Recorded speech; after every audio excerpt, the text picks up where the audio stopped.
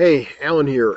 It's a couple days after Labor Day, and it's a chilly morning. I'm up here in Donnelly, Idaho, right around the 45th parallel, and Labor Day is right about when things change. The last couple of days, just after Labor Day, have been in the upper 80s, but by tomorrow morning, I think we're going to know that autumn is just this close. And temperatures are going to be kind of staying in the 60s in the mid-afternoons within the next couple of days, as opposed to being in the mid to high 80s. This post is, I should say, welcome to RVAcrossAmerica.net. I'm Alan, and this post is going to be posted at RVAcrossAmerica.net/summer 2019. It's a little bright out, so allow me to put my glasses on. And I'm wearing a flannel shirt because it's a little chilly this morning. Got down into the 40s. But again, it's going to be in the upper 80s within the next 5-6 hours. So big temperature changes, big temperature swings throughout the day. And that's common in the Intermountain West. For those of you in the Southeast, I know that a temperature change of 10 or 15 or maybe 20 degrees is as much as you see. Here, it's not unusual to go from 41 the other morning to about 88 in the afternoon. This post is kind of a wrap-up of my summer travels, what I learned, what I experienced, and quite a bit more.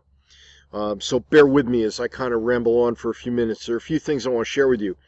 The written post is going to have links to everything that I talk about. It's going to link you back to places I've been, things I've learned, and things I've done. I've been traveling in my fifth wheel. I'm going to show you where I am in a few minutes. I'll probably interrupt the video and show you where I am and then come back to sharing a little bit more. And I'm going to share a secret with you right now. This is, I've been traveling nearly 8 years. December will be 8 years that I've been on the road. This is the first summer I've actually traveled all the way through the summer. Prior to this, I've been in the RV industry. I've been selling RVs. Largely handling sales in a store in Casper. That store no longer exists. I didn't cause that. And that gave me the opportunity to travel. I've been doing some other things, and I'll fill you in on them as I go along. I think you could subtitle this Summer Travel and How to Beat the Crowds. How to find campgrounds with space, because that's one of the things I did. It was a concern I had prior to Memorial Day, that the period between Memorial Day and just before Labor Day, when the kiddies go back to school, would be a concern on how do I get a site, and do I need to reserve weeks or months in advance? And the answer is no, depending on how you do it. So let's start chronologically. And forgive me as I refer to some notes here. There's so much that I just can't have it right off the top of my head and make sure I cover all the salient points that I want to. The summer began with Memorial Day at Tuff Creek Campground. That's in south central Idaho. It's the Shoshone area. It's part of Boysen State Park. And Tuff Creek is dry camping. It's a great place. And the tip that I have in my post there, and again, you go to my main post here, rvacrossamerica.net/summer 2019, and you'll see a link to that Tuff Creek visit. And what I discovered is that in Wyoming and probably in many other states, the state parks have a certain number of sites that are not reservable. So that means they're walk-up only. And if you get there 2-3 days before a holiday weekend, you get to walk up right into a site and maybe be next to somebody who reserved a site 8 months earlier. I was waterfront, had a great time. The weather was horrific. Not terrific, horrific. Through most of it. We had some good days, but we also had a lot of lousy days. And being that it was dry camping, it gave me the opportunity to put my WEN to test. WEN is W-E-N. It is a generator that I had purchased shortly before. In fact, I think I had it delivered to Riverton, which is 30 miles away, and opened it up in Tuff Creek Campground. So I put that generator to work, and it has been a champ. I chose it because of its weight and I chose it because of the dollar value that you get. Again, going to my post, you're going to see a link to get over to the Wen to see what it is and see if you can get the best price on it. From Tough Creek, after spending about 8, 9, 10 days there, visiting with some friends up in the Thermopolis area. Thermop is only about a half an hour north of Tough Creek, and Thermop is one of the better hot springs areas that you could ever go to. Definitely worth visiting. Definitely worth visiting. Had to get a kick out of the fact that he was at one of the campgrounds that is a commercial campground where they're packed in like sardines, and I was at the state park where I had room to spread out. It was nice. And by the way, that was the beginning of camping for less than $20 a night. That was $16 a night, and there are only a few nights all summer where I paid more than $20 a night. So you definitely can camp on less, but you have to be prepared for dry camping. I have, and when I show you around my campsite, I have my solar panels out right now. My generator has not been out for the last 3 days. No need for it. Been strong sun all day long.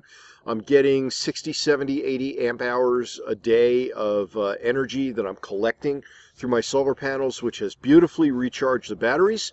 But that's all going to change in about 24 hours when the clouds roll in, the showers roll in, and the generator will roll out. I'm going to leave the solar panels out so I can get what I can get. Unfortunately, the solar controller on the solar panels is all weather. So I'm not worried about leaving them out in the rain. Won't hurt the panels, but it would hurt the solar controller. That's the electronics that talk between the solar panel and the batteries. The solar panels go directly to the batteries. Again, I got a post. I'll link to that. From Tough Creek, I made it down to Flaming Gorge. Spent a few days in the Flaming Gorge. Water and electric site, real nice. Waterfront that's south of Green River in Wyoming. And then that's right on the border of Utah. And when I crossed into Utah, spent some time up in the Duchesne area, and then fairly quickly worked my way down to Helper, Price, Wellington, and Huntington. Those 4 towns are within probably a 40-minute drive of each other, and I admittedly stayed in what I would call second-rate or second-tier campgrounds. Really nothing special about the campgrounds, but I did find them perfectly acceptable. Full hookups. The second one was actually right adjacent to a National 9 motel, and it had a really nice pool. It's now warming up quickly. So by staying in less than prime campgrounds, I was able to stay near prime locations and really enjoy the area. Helper is a town that's got a story to it. It's phenomenal. Price is a full-service community. Wellington was where I stayed. And Huntington is just a beautiful small town. It's quintessential small-town America. But the really exciting thing is, for anybody coming into that area, you've got the 9 Mile Canyon, the San Rafael Swell, the Huntington Canyon.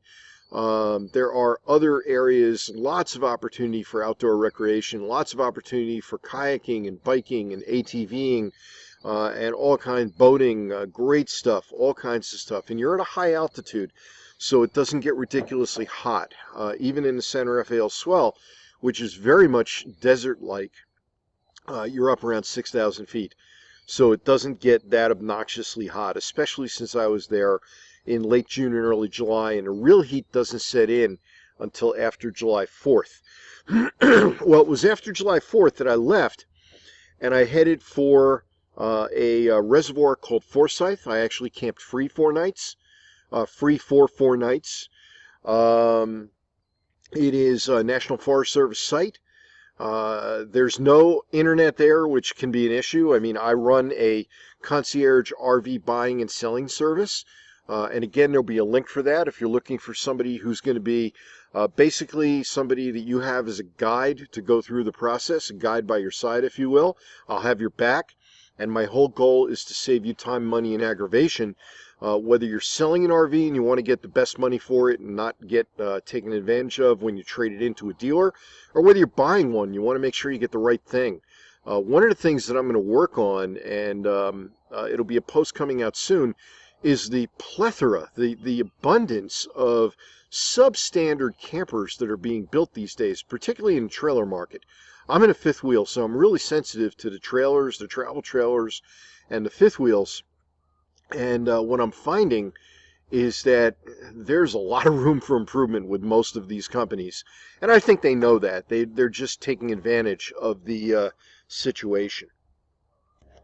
So, being an RV insider, my concierge buying and selling service is designed to protect you and to save you potentially thousands on purchasing a camper, especially with dealer offers that are going to come up in the F&I office at the closing. And be aware of what it is they're going to hit you with and what you say yay to and what you say nay to and what a fair price is. So that's what I'm here to do. I stayed Forsyth for a few nights to enjoy the area, but again, and I had to get into town almost every day so that I had access to the phone and to internet. But I decided to move on. I had other obligations. I traveled down to St. George in Utah still, and Sand Hollow State Park. This was towards mid-July. Sand Hollow State Park is a phenomenal place. You've got to see the post. There's red sand, red beaches, absolutely gorgeous. Probably one of the more expensive places I stayed all summer. I think it was about 26 or 27 a night for a full hookup site. Might have been more, might have been 30 a night. But Sand Hollow is absolutely worth it. It's near Zion. No, I didn't go into Zion. In fact, the only national park that I went to this summer was Capitol Reef. And I actually drove through that by accident because I was in the southern part of the San Rafael Swell and turned south on 24. And next thing I know, I'm going through a national park. It happened to be a highway that ran through it. Capitol Reef is spectacular, but I kind of held off on national parks this summer, partially because of the crowds and partially because I turned 62 next summer, which for those of you who know means that the half price offers come up for camping. And also the big discount offer on the America the Beautiful Pass. I believe for $80 you can get a lifetime pass so that you can get those half-price camping offers. There are, by the way, other states that offer discounts to seniors. I know that at age 62, Idaho in their state parks start offering you half price, which they need to because their state parks are not cheap. I have, by the way, an extensive post coming out on Lake Cascade State Park because it's just an incredibly large area. They have 10 campgrounds directly associated with the state park and about another 6 campgrounds that are not associated with the state park, one of which I'm in right now, the Donnelly quote-unquote city campground.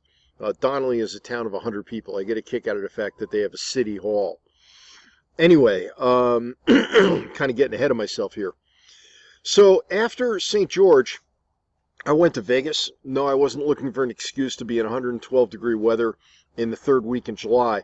I went there because of the Freedom Fest conference. It's a libertarian conference. I was there as media, and I interviewed a number of different vendors and entities there and got some great information. It's 2 of the posts are already up on RVAcrossAmerica.net. There's more posts coming, and again, I'll link you to them. One of the companies that I encountered at Freedom Fest is on a life-changing course, a life-changing trajectory. They've got a new protein that they have synthesized that could very well be the answer to heart disease, diabetes, Parkinson's, and more. And I don't want to sound like I'm overhyping it. I'll let you go over and take a look at the information. And I'll also tell you they were there to raise money, and I took part in the opportunity to invest. That opportunity, I think, is still open. So if you want to talk to me about it, feel free to reach out to me privately, and I'll be glad to fill you in on information regarding what that company is up to. After Vegas, I headed north and up as quickly as I could, up meaning higher elevation, and that took me through Ely, Wells, Elko, and Wells. I encountered Angel Lake. I've got a great post about that. I've spent a little bit of time at Angel Lake. It was phenomenal. Definitely worth the visit, definitely worth returning. Elko's got its own reservoir just outside of town, which is a nice place to go to. The name escapes me at the moment. After Elko, I spent about a week up in the Shoshone Paiute Reservation. And again, all of these campgrounds were pretty much just arrive. No advance reservations, no need for them. It's just a matter of picking places that you're looking for. Well, what's there to do there? And in my case, my big thing is I want biking, I want hiking, I want kayaking. Recently here in the Cascade Valley County area, Donnelly, McCall, I found a Olympic-sized pool that has become a daily event for me, and I love it. Tell you more about that in a minute. But virtually all these campgrounds had space available with no advance reservations. They're not KOAs. They're not in national parks. So be aware of that. That's something to be thinking about. The campgrounds I stayed at in the Shoshone Paiute area were Wild Horse Reservoir and Mountain View Reservoir Campground. Mountain View is actually on the reservation, and Wild Horse is on BIM land. And I didn't even know what that was. I visited the BLM, Bureau of Land Management, and I was asking about their campground, and there was a young lady who was telling me about a BIM campground. I said, "What is BIM?" She said, "Bureau of Indian Management." What did I know? So that area is definitely worth visiting, and you will always find space. And one other tip to finding space at a lot of these places is arrive midweek. When a weekend rolls around, I stay put. If I'm in a spot and I've got that spot guaranteed to me through Sunday morning, or ideally even through Monday morning, I stay put. I don't travel because that way I'm not worried about pulling into a campground on a Friday afternoon or a Saturday afternoon saying, "Got space?" From the Indian Reservation, which was on the Nevada Idaho border, and I understand they like it pronounced Nevada, not Nevada. What are you going to do? So from there, I headed north into Idaho, got up into Emmett, Idaho. Emmett has a town campground, which is about a dozen spaces that are right in the center of town. Great place to bike, not far from a reservoir. Nice town, nice people, and it gets you outside of the Treasure Valley if you want to be able to visit Boise and Nampa and Meridian and Caldwell, all of which are 20-30 minutes away. You're at least in a close drive to them, and they get $25 a night for a full hookup. From there, I did bounce over to Oregon for a few days to Union Creek Campground. It's a beautiful campground near a lake. I'm not going to say right on a lake. I mean, it is because you can drive down to the lake itself. But realize it is a reservoir. It is heavily used by local farmers, and the water levels do come down. And again, links to that will be on the post. From there, back to Emmett for a couple of nights to kind of recharge, take care of things. Had to run back down into the Treasure Valley to pick up some groceries. There is a great Fred Meyer, which is Smith's, Kroger's, in Eagle, Idaho. It's got the Olive Bar. I love the Olive Bar. Anyway, it's just an upscale Kroger's as compared to, let's say, the Casper Smith's Kroger's, which is not an upscale Kroger's. Sorry, Casper, Wyoming, but that's just the truth. Anyway, from Emmett, it's a direct shot up into Valley County. I will caution you. You take Idaho 55, which is a lot of this. A lot of this. I mean, it's a winding road.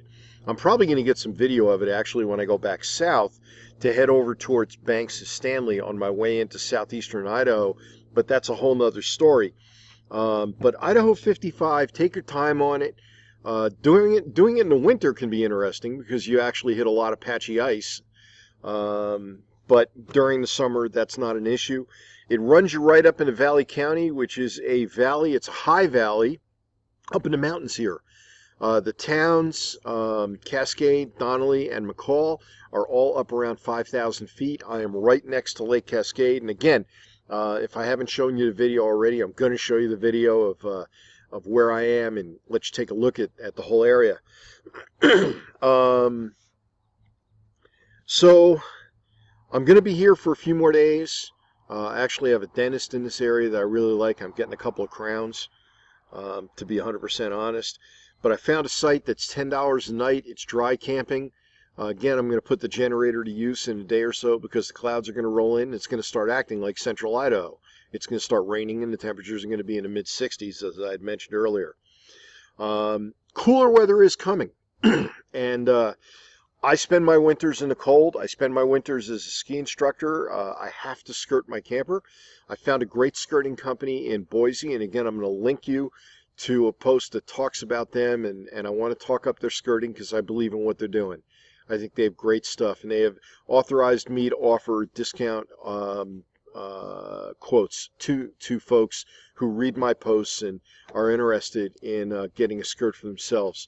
I'll tell you, it's always better to go to them in Boise because their travel fees, if they came to you, are expensive, and there's a limit as to how far they'll travel. They'll go maybe 500 miles.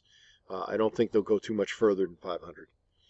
Anyway, I mentioned earlier I have a post that's going to come out in the relatively near future that's going to talk about the quality of campers. Maybe with the lousy weather, I'll kind of get on top of these posts. I've got more posts coming on the San Rafael Swell. That's back in June. I actually have some stuff that I'm still compiling from last fall over when I traveled through Washington and Oregon. The Roosevelt National Recreation Area is spectacular and definitely deserves your attention.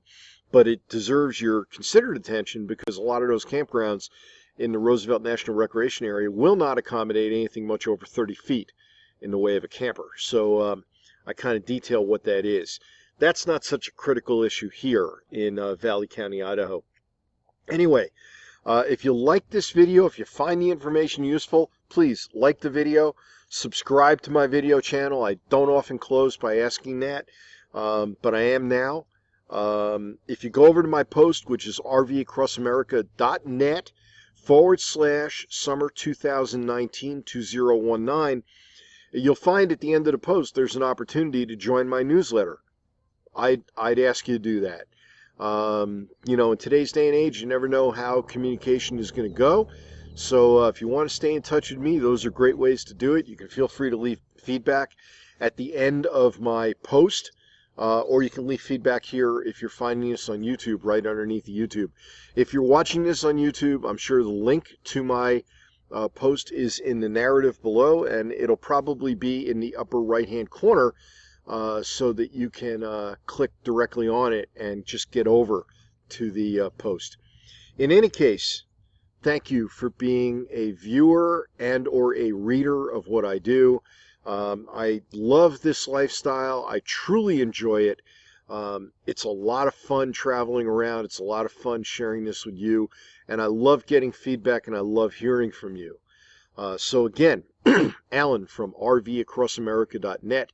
The post is rvacrossamerica.net/summer 2019. And you have a wonderful morning, afternoon, evening, day, night, whatever it is when you're watching this. And you take care. Be good.